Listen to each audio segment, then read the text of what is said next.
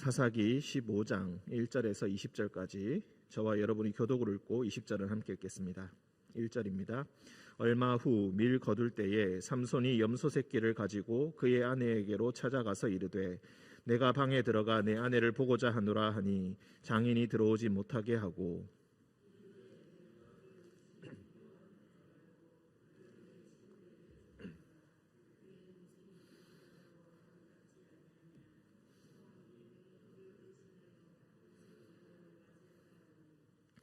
삼손이 그들에게 이르되 이번은 내가 블레셋 사람들을 해할지라도 그들에게 대하여 내게 허물이 없을 것이니라 하고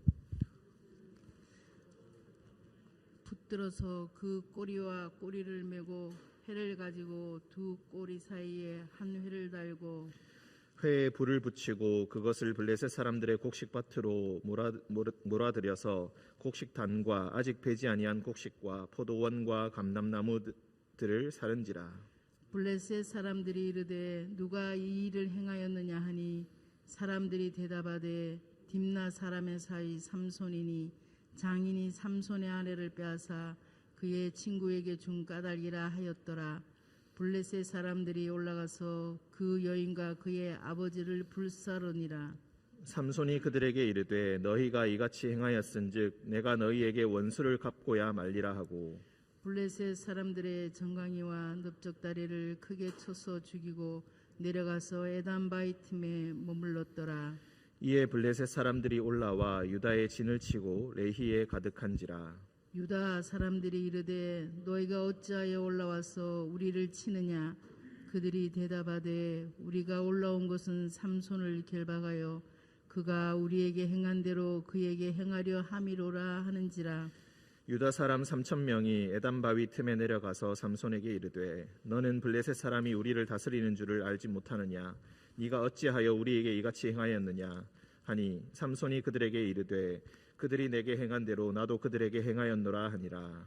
그들이 삼손에게 이르되 우리가 너를 결박하여 블레셋 사람의 손에 넘겨주려고 내려왔노라 하니 삼손이 그들에게 이르되 너희가 나를 치지 아니하겠다고 내게 맹세하라 하매 그들이 삼손에게 말하여 이르되 아니라 우리가 다만 너를 단단히 결박하여 그들의 손에 넘겨줄 뿐이요 우리가 결단코 너를 죽이지 아니하리라 하고 세밧줄 둘로 결박하고 바위 틈에서 그를 끌어내니라. 삼손이 레히의 이름에 블레셋 사람들이 그에게로 마주 나가며 소리 지를 때 여호와의 영이 삼손에게 갑자기 임하심에 그의 팔 위에 밧줄이 불탄 삼과 같이 그의 결박되었던 손에서 떨어진지라. 삼손이 나귀 위에 새 턱뼈를 보고 손을 내밀어 집어들고 그것으로 1,000명을 죽이고 이르되 나귀의 턱뼈로 한 더미 두 더미를 쌓았으며 나귀의 턱뼈로 내가 1,000명을 죽였도다 하니라. 그가 말을 마치고 턱뼈를 자기 손에서 내던지고 그곳을 라맛 레히라 이름하였더라.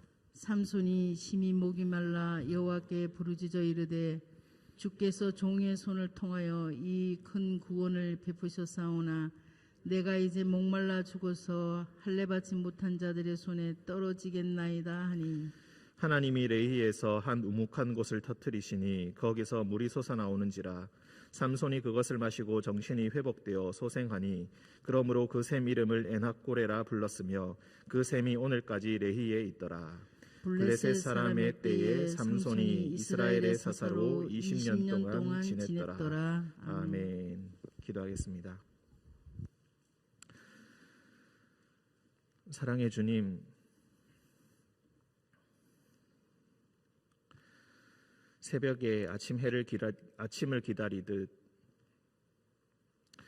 주님의 은혜를 기다리며 이 시간 주님 앞에 나와 말씀과 기도로 하루를 시작합니다. 주님 말씀 우리에게 들려주실 때에 어둠에 빠져있는 우리의 마음이 밝은 빛을 얻게 하시고 주님 앞에서 우리가 행하여야 할 바를 분명히 아는 그런 시간 되게 하여 주옵소서. 거룩하신 주님, 여전히 주님이 비춰주시는 빛을 보지 못한 채 어둠 속에서 신음하며 길을 찾는 사람들이 있습니다. 육체의 고통과 질병으로 개인에게 닥친 환난으로 인하여서 마음의 질병으로 인하여서 고통받는 자들이 있사오니 주님께서 그들을 찾아가 주셔서 그들을 위로하여 주시고 그들이 다시 빛으로 나오게 하기 위해서 주님 우리를 사용하시는, 그리고 그 말씀에 순종하는 우리가 되게 하여 주옵소서. 주님께서 우리와 늘 동행하여 주심을 믿으며 거룩하신 예수님의 이름으로 기도합니다. 아멘.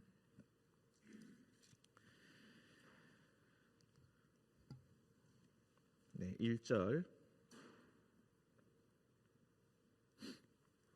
밀 거둘 때에 삼손이 염소 새끼를 가지고 그의 아내에게로 찾아가서 이르되. 사사기 13장부터 16장까지가 삼손에 관한 이야기입니다. 13장 삼손의 출생에 관한 이야기, 그리고 14장과 15장은 하나로 연결된 이야기인데 딥나의 여인과 결혼한, 그리고 그 이후의 이야기, 그리고 16장에서는 들릴라의 유혹에 넘어간 삼손이 죽음에 이르는 그런 이야기로 세 개로 구성되어 있다고 우리가 알고 있습니다. 15장은 14장에서 이어지는 딥나의 여인과의 이야기입니다. 결혼식에서 수수께끼를 놓고 문제가 있었습니다. 그리고 잠시의 시간이 지나서 얼마 후에 밀 거둘 때가 되어서 삼손이 화해의 제스처로 염소 새끼를 가지고 그의 아내에게로 찾아갑니다. 내가 방에 들어가 내 아내를 보고자 하노라. 이 말은 방에 들어가서 내 아내를 본다라는 것은 다시 정상적인 부부 생활을 하겠다라는 그런 의미가 있습니다. 결혼식에서 다소 문제가 있었지만, 그래서 내가 화가 나서 잠시 집에 내려가 있었지만 이제 정상적인 부부 생활을 영위하겠다. 그런데 장인이 들어오지 못하게 합니다. 그러면서 네가 그를 미워하는 줄 알고 친구에게 주었다. 동생이 더 아름다우니 동생을 맞이하라.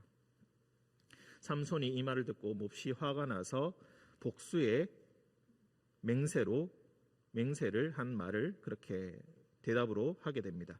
이번은 내가 블레셋 사람들을 해할지라도 그들에게 대하여 내게 허물이 없을 것이다. 삼손을 움직이는 동기가 무엇인가?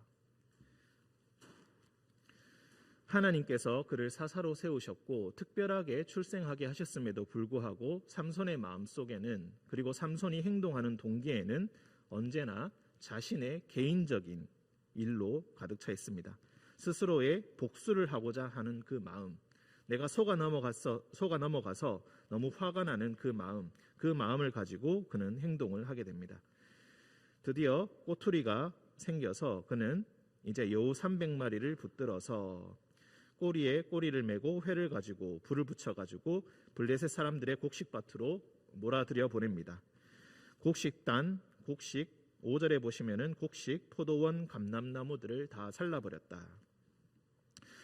우리가 앞서 13장을 통하여서 이 삼손이 나시린으로 선택받았다는 것을 우리가 잘 알고 있습니다. 나시린이라면 누구보다 엄격하게 율법을 지켜야 하는데 곡식, 그러니까 내가 미워하는 원수의 곡식과 포도원과 감람나무를 사르는 것은 사실 율법에 어긋나는 일입니다. 그러니까 해서는 안 될 일을 지금 하고 있다. 계속해서 우리가 살펴볼 때 마지막에 엔학골에 그 샘이 터지기 전에 내가 어찌 할례 받지 아니한 자들의 손에 죽겠습니까? 라고 고백을 하지만 사실 삼손은 계속해서 율법을 어기고 있습니다.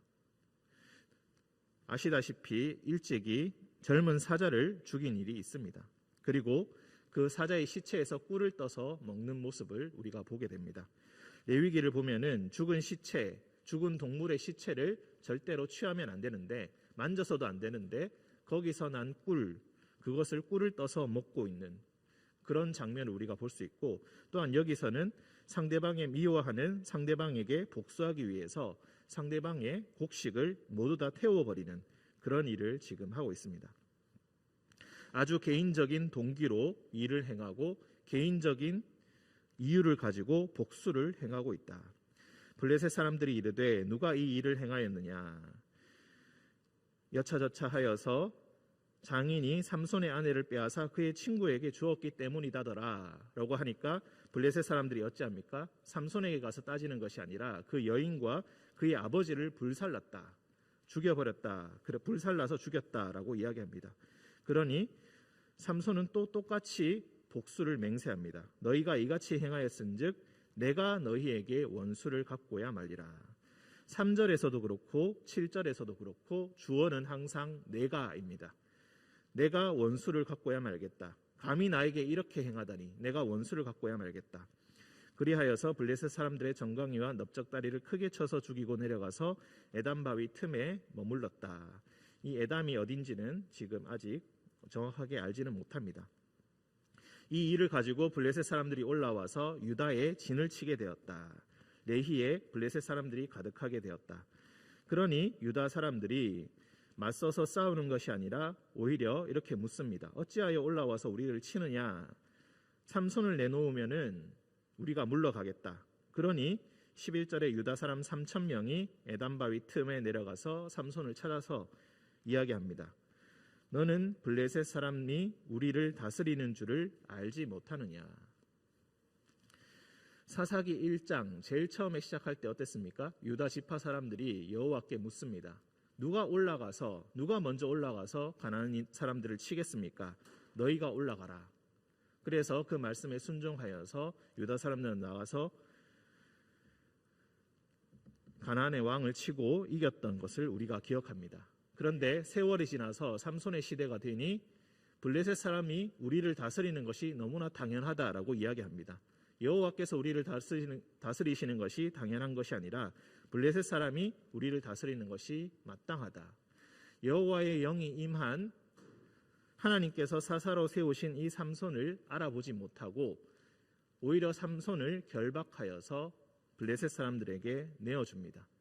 영적인 타락, 영적인 둔감함이 그야말로 절정에 달했다고 볼 수가 있겠습니다. 삼손도 마찬가지입니다. 삼손도 아주 개인적인 일로 복수를 행합니다. 자신의 초인적인 능력과 괴력을 통하여서 자신의 복수를 행하는 것입니다.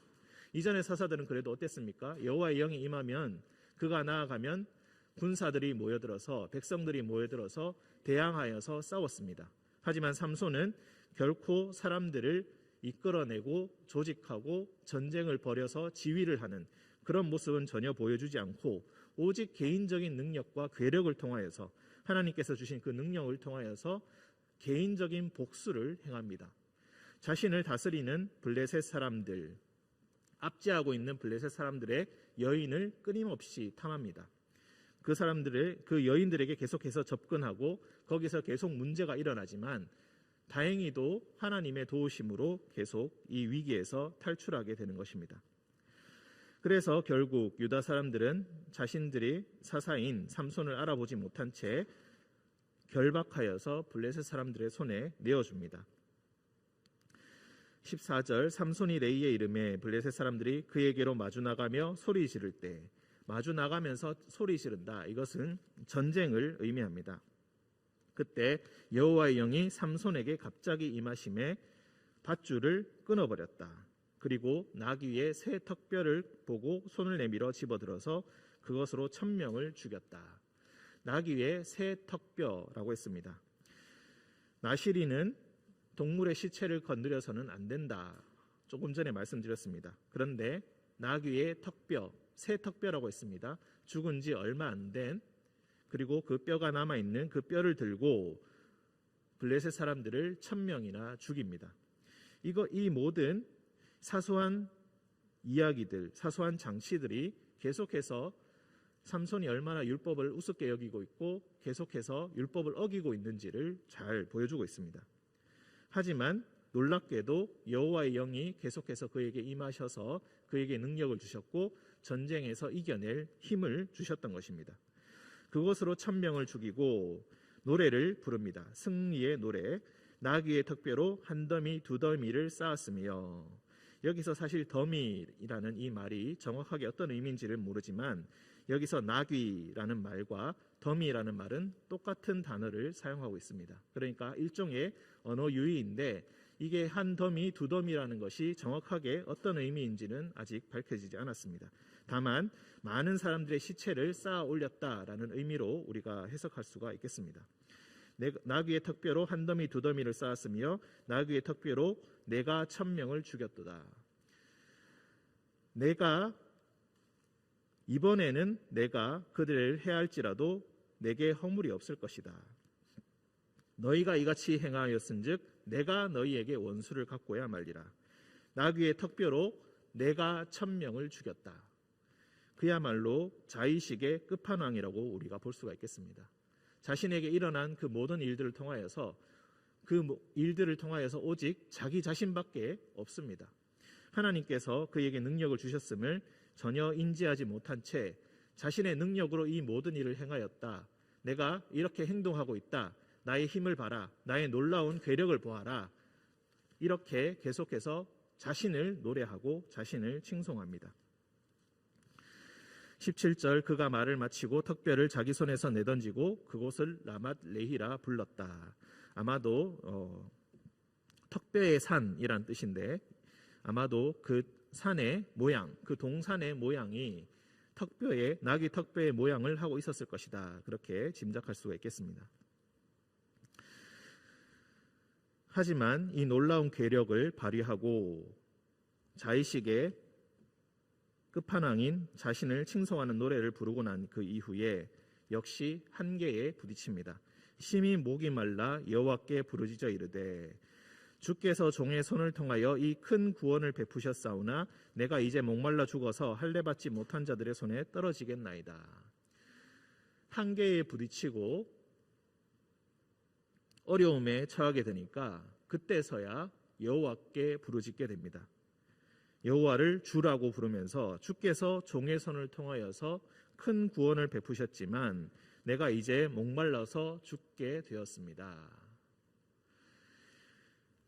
자신의 힘으로 모든 일을 해결할 수 있을 때는 계속해서 자신에 대해서 칭송하고 자신의 일만 생각했지만 한계에 부딪히니까 그제서야 여호와를 찾습니다.